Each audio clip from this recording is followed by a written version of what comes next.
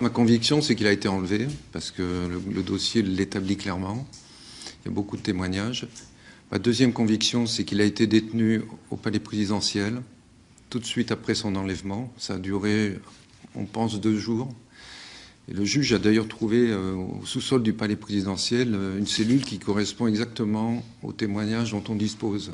Puis, il est extrait de sa cellule 2 jours après, probablement exécuté à ce moment-là. Et après, on ne sait pas ce qu'il devient. On perd sa trace. Il avait beaucoup de dossiers en cours qui étaient tous, la plupart du temps, des dossiers assez explosifs parce qu'ils mettaient en cause de hauts responsables du régime. Elle a été vécue, cette mort de Jean Hélène, comme une cruelle injustice par la rédaction de RFI. Et il est mort d'avoir voulu faire son métier, tout simplement. Et il a été pris au milieu de passions qui n'étaient pas les siennes, au milieu d'un combat qui n'était pas le sien.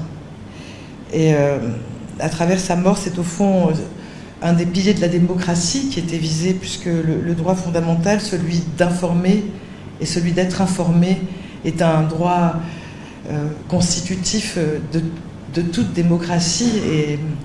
Et une démocratie apaisée ne peut pas exister sans ce droit fondamental. Je souhaite que la cérémonie d'hommage posthume à Jean Hélène ce jour du 21 octobre de l'an 2013 ne soit pas triste, mais plutôt une occasion pour tous les Ivoiriens de révisiter attentivement le passé récent de notre pays, d'en méditer les leçons et d'honorer la mémoire de toutes les victimes de la haine et de l'intolérance.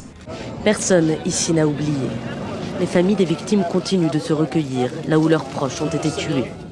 C'était le 3 mars 2011, en pleine crise post-électorale.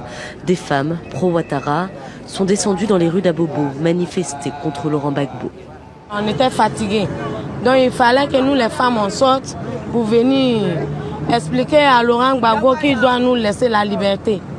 Quand on est venu, un chat est venu et puis il a tiré partout. Après on a vu qu'il y avait 4 morts. Nos soeurs, notre camarade, nos mamans étaient tombées. Au total, 7 femmes ont été tuées ce jour-là, selon les enquêteurs de la Cour pénale internationale. Certains partisans de Laurent Gbagbo affirment, eux, qu'il n'y a eu aucun mort. Au quartier Kennedy d'Abobo, où la plupart des manifestantes vivaient, 5 ans après, la douleur ne s'est pas atténuée. Quand il y a une audition, on dit que nos enfants ne sont pas morts, que c'est des montages et que le sang qui a coulé, c'est du bissap, vous savez que ça remonte encore. C'est difficile de pouvoir accepter ça. Les plaies sont encore à vif et ici, la réconciliation semble difficile, même si les autorités prônent le pardon. Ce pardon est possible si nous disons non à l'impunité. Parce que pardonner, mais il faut pouvoir poursuivre les bourreaux qui ont mis la Côte d'Ivoire en sang. Alors que le procès de Laurent Gbagbo reprend ce lundi devant la Cour pénale internationale, les familles des 7 femmes tuées lors de la marche qui s'est déroulée juste ici à Abobo disent prier pour que la vérité soit dite et pour que justice soit faite. L'ancien président ivoirien lui nie toute responsabilité. Il a plaidé non coupable pour l'ensemble des crimes dont il est accusé. Mettre les victimes de la crise post-électorale au cœur des préoccupations du gouvernement, voilà la recommandation faite aux autorités ivoiriennes par la Fédération internationale des droits de l'homme, FIDH, le Mouvement ivoirien des droits de l'homme, MIDH, et la Ligue ivoirienne des droits de l'homme, LIDO, à l'issue de leur mission à Abidjan.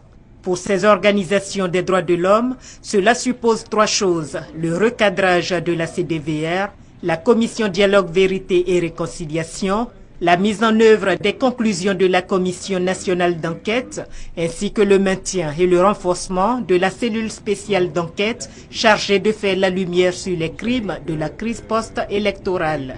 Nos organisations se sont constituées partie civile pour la FIDH, le MID et la LIDO, qui sont 2 organisations nationales ivoiriennes, et aussi pour environ 80 victimes.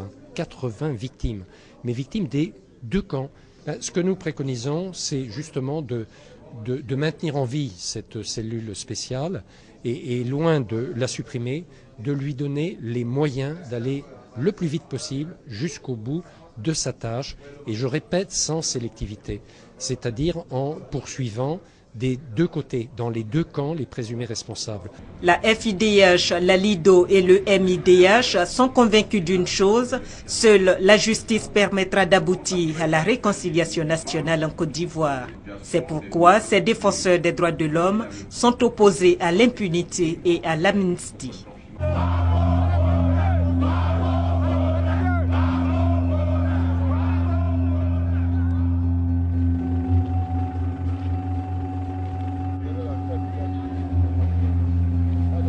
Ils ont tué mon père, ils ont tué son grand frère, ils ont tué son cousin, jusqu'à 7 personnes dans la même famille.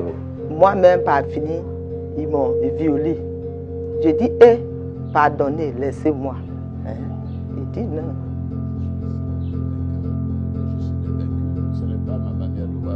Il n'y aura pas d'impunité en Côte d'Ivoire. J'ai toujours considéré que l'impunité est une mauvaise chose.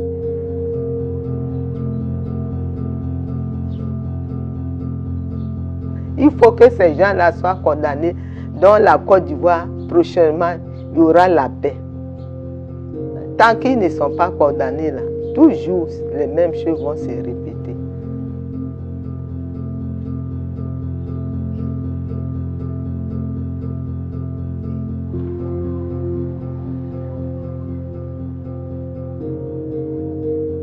En 2010, après les élections présidentielles de la Côte d'Ivoire, le refus du président à l'époque, Laurent Gbagbo, de céder le pouvoir au président actuel, Alassane Ouattara, a entraîné une crise et finalement un conflit armé de 6 mois. Pendant ce conflit, au moins 3000 personnes ont été tuées et au moins 150 femmes ont été violées. Des crimes graves ont été commis par les deux côtés du conflit, y compris des meurtres extrajudiciaires. Les victimes ont souvent été ciblées par les deux côtés sur la base de leur ethnie, leur religion ou leur politique. Ils ont tué mon père, ils ont tué son grand frère, ils ont tué son cousin, jusqu'à 7 personnes dans la même famille. Malo, ne anu beso, parce que konya ne bekarani, akato antara so. Donc nous devons le kawolike. Ko manya che adugu segbe, ça ça mo no tara yoronyini. O ka sendron le ma jene. Ale doron le kai, o ka lu kwa lilu. Parce que senike ase keleni a jengerati. Des crimes sexuels ont été commis par les deux côtés du conflit. Les forces de sécurité et les milices pro-Gbagbo ont ciblé les femmes qui ont été actives dans la campagne électorale d'Alassane Ouattara pour les violer. Moi-même, par fini, ils m'ont violé. J'ai dit, je suis vieille, ou je suis là, je suis âgée. Pardonnez, laissez-moi. Il dit non. Quand tu dis tu aimes Alassane là, puis tu fais campagne d'Alassane au lieu de faire pour nous. Les gens viennent chez toi beaucoup. Nos soeurs là, tu les prends aussi pour voter, pour être derrière Alassane. On va te tuer. C'est là ils m'ont violé. Quand ils m'ont violé en même temps, ils sont partis. Les forces républicaines ont aussi violé de nombreuses femmes. Mais ils nous ont attrapés. Ils nous ont attrapés. Au moins de la fouille, mais ils ont renversé mon portefeuille qu'il y avait en main. Ma carte d'identité est tombée à la suite, mes pièces. Et ma carte de FPI est tombée étant membre active du FPI. Ils ont dit en July que c'est ceux que nous voulons en même qui sont là. Ils m'ont pris. Ils nous ont mis dans une maison. Donc pour ça, nous forcer, nous ont déshabillés, nous ont mis nus. Il y a une qui était avec nous qui ne voulait pas qu'on la viole. Ils ont pris la crosse des fusils, ils ont enfoncé dans sa partie intime. The International Criminal Court is currently trying former Ivorian President Laurent Gbagbo. Oui, je comprends la nature des charges. And his close ally, Charles Blé Goudé, on 4 counts of crimes against humanity. This is an important step forward for at least some of the victims from the crisis. But at the national level, where most of the justice should take place, there is yet to be a single trial in Côte d'Ivoire's regular criminal courts for human rights violations committed during the crisis. Si ceux qui ont commis ces crimes-là avaient pensé un seul instant que ce crime-là ne resterait pas impuni, qu'ils allaient payer forcément pour ce qu'ils avaient fait, ils n'auraient jamais commencé même à commettre ces crimes. C'est parce que justement par le passé, il y a eu des crimes semblables qui ont été commis, pour lesquels rien n'a été décidé, pour lesquels justice n'a pas été rendue. C'est justement ça qui a encouragé les autres à emprunter la même voie. President Ouattara has long cited justice as one of his priorities, but the reality doesn't always match the rhetoric. Recently, there's actually been progress in investigations, and it's critical that that progress continue. But there are other steps the government should take if it's going to deliver impartial, independent, and fair justice. Le défi majeur qui se présente aux juridictions nationales, c'est de veiller à ce que les victimes et les témoins qui se présentent pour renforcer leur instruction soient véritablement protégés. Credible justice also means that defendants who've been languishing in pretrial detention, some for years, should have their cases expedited as a priority. It also means the government should undertake critical legal reforms, such as providing defendants with a meaningful right of appeal so the trials are fair. Notre Constitution consacre la séparation des pouvoirs, pouvoir judiciaire, pouvoir exécutif, pouvoir législatif. Donc c'est de faire en sorte qu'à aucun moment donné, le pouvoir exécutif ou quelques autres pouvoirs que ce soit ne s'immiscent dans le pouvoir judiciaire. C'est de demander à l'État de Côte d'Ivoire d'accompagner la justice, de mettre à sa disposition les moyens et de lever toutes les contraintes justement qui empêcheraient les juges dans l'exercice de leur travail. Il faut que ces gens-là soient condamnés. Dans la Côte d'Ivoire, prochainement, il y aura la paix. Tant qu'ils ne sont pas condamnés là, toujours les mêmes choses vont se répéter. Si la justice joue son rôle normal, ça peut vraiment apaiser mon cœur parce que Dieu a dit de pardonner toutes choses, mais ne pas oublier. On peut oublier, on peut pardonner, mais ne pas oublier. Mais si la justice arrive à faire son travail normal, nous on peut pardonner. Depuis 7 ans, Karim Koulibaly ne se déplace plus qu'en béquille. Ce père de famille a perdu sa jambe gauche en 2011 à la suite d'une blessure par balle. Sa vie s'en est trouvée bouleversée. Forcé de troquer son métier de chauffeur de taxi contre un petit boulot dans ce kiosque à café. Voilà ce que moi je fais au quotidien. Je vends du café noir pour pouvoir survenir à mes besoins. Aujourd'hui, c'est au sein de ces magasins que moi je dors. Vous imaginez ? Pour lui, comme pour d'autres victimes de la crise post-électorale ivoirienne, l'amnistie proposée par le président Alassane Ouattara a un goût bien amer. Jusque-là, nous n'avons pas été pris en charge. On n'a pas été indemnisés comme il se doit correctement. Et nous, aujourd'hui, on nous parle d'amnistie pendant que ceux qui nous ont tués, qui nous ont rendus meurtris, qui nous ont rendus mutilés, aujourd'hui ont été libérés par une amnistie qui leur donne le plein pouvoir de pavaner dans la ville. Donc, vraiment, ça me fait mal. Une allusion à peine voilée à Simone Gbagbo, libérée et de retour à Abidjan depuis mercredi. Une arrivée triomphale. L'ex-première dame ivoirienne a été accueillie dans la liesse par une foule de partisans. Je crois que de là part la liberté des Ivoiriens, la paix pour les Ivoiriens. Mais pas pour tous. Pour les victimes du pouvoir Gbagbo, cette libération est surtout synonyme d'impunité. Aux yeux d'Issiaka Diaby, amnistier, c'est oublier les crimes du passé et tout espoir d'une justice à l'avenir. Aujourd'hui, après 3000 morts, Ouattara vient de prendre une loi d'amnistie. En tout cas, par cette décision, Ouattara vient d'exposer l'ensemble des populations ivoiriennes à des violences dans le futur. Et il vient d'encourager d'autres personnes à commettre des crimes. Au total, 800 prisonniers politiques, dont des chefs de guerre, ont bénéficié de cette large amnistie annoncée le 6 août par Alassane Ouattara. Un geste de clémence du président qui s'oppose ainsi en père de la nation et promoteur de la réconciliation ivoirienne. Souhaitez-vous, comme le président Ouattara d'ailleurs, que les procès relatifs à ces crimes se déroulent en Côte d'Ivoire ? Bien sûr, et c'est la position de la FIDH dans beaucoup de pays africains, en Guinée avec le massacre du 28 septembre, au Mali avec les crimes des djihadistes. Nous sommes là pour faire fonctionner l'État et la justice. La justice peut se faire en partie à la Cour pénale internationale, mais elle se fera avant tout, et elle est faite avant tout pour les États africains, mais pas que en Afrique. C'est la même question qui se pose partout dans le monde sur l'impunité. L'impunité est un boomerang. Si on n'en prend pas garde et si on ne fait pas cette justice, on ne pourra pas faire la paix.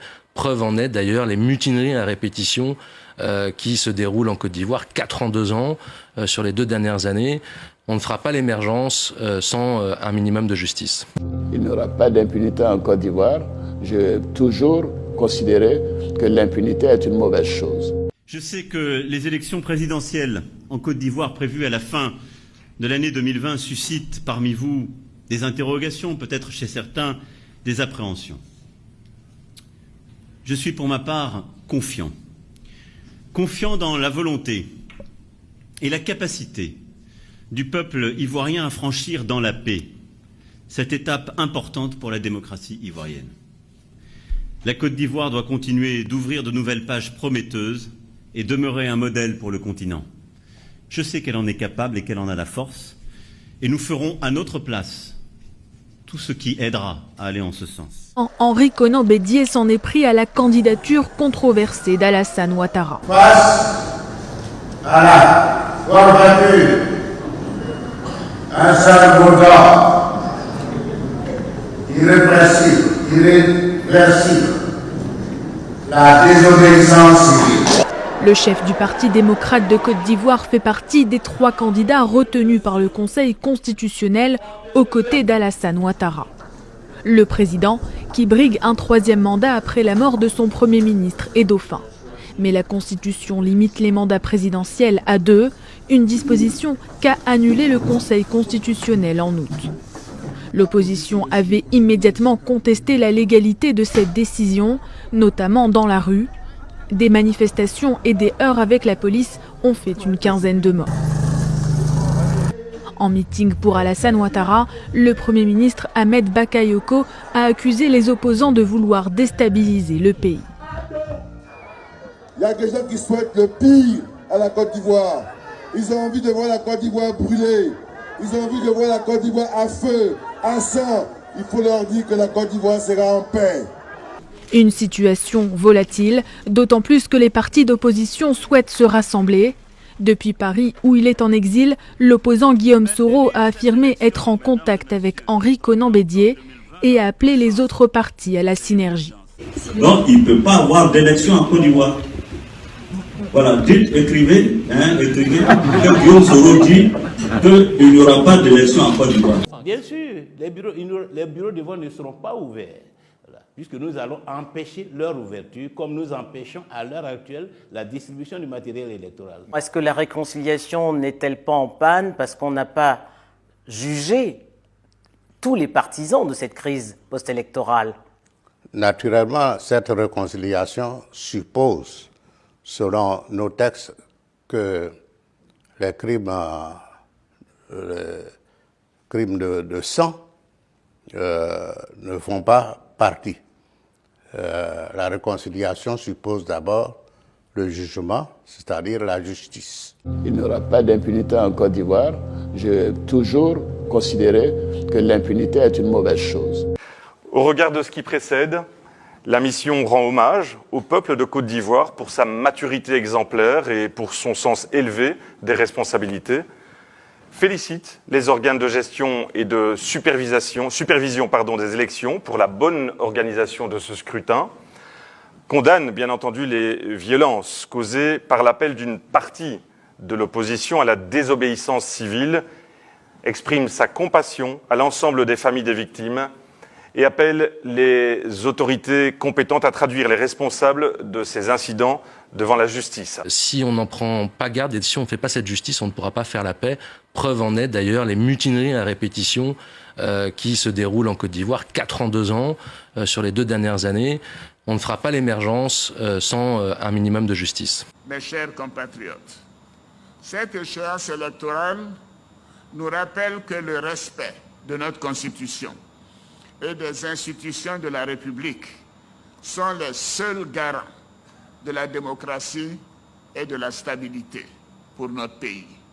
Il n'y a pas d'alternative à cette voie. La Côte d'Ivoire est un État de droit, respectueux des droits humains.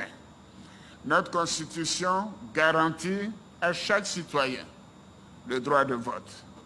Ce droit civique a pour corollaire la liberté de tous d'exercer leur droit de vote.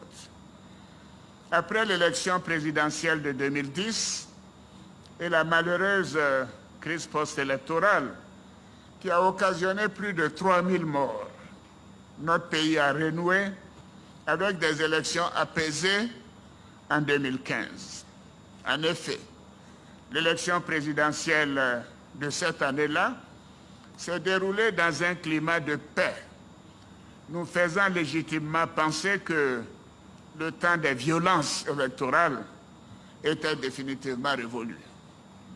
Hélas, l'élection présidentielle du 31 octobre 2020 a donné lieu à des violences et à des actes intolérables constitutifs d'infractions pénales. Je condamne avec la plus grande fermeté ces actes de violence qui ont entraîné des pertes en vie humaine et des destructions de biens publics et privés.